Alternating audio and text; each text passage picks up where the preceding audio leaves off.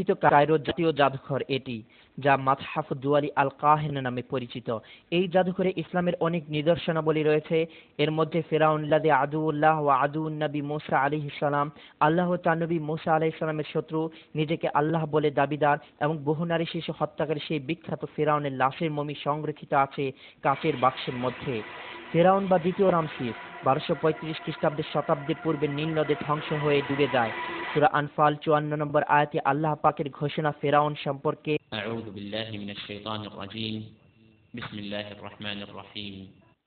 كدأب آل فرعون والذين من قبلهم كذبوا بآيات ربهم فأهلكناهم بذنوبهم وأغرقنا آل فرعون وكل كانوا ظالمين।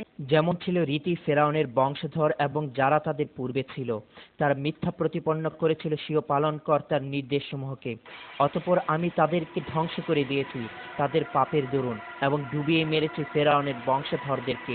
বস্তুত এরা সবাই ছিল অত্যাচারী জালেম। 2831 খ্রিস্টাব্দে আবিষ্কৃত হয় ফেরাউনের লাশটি।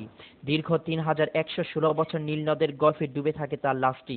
না কোনো মাছ তার শরীরের কোনো অংশ খেয়েছে, না শরীরের কোনো অংশ পচে গেছে বা নদীর স্রোতে ভেসে গেছে তার লাশটি। এটাই কি আল্লাহর অস্তিত্ব প্রকাশ পায় না?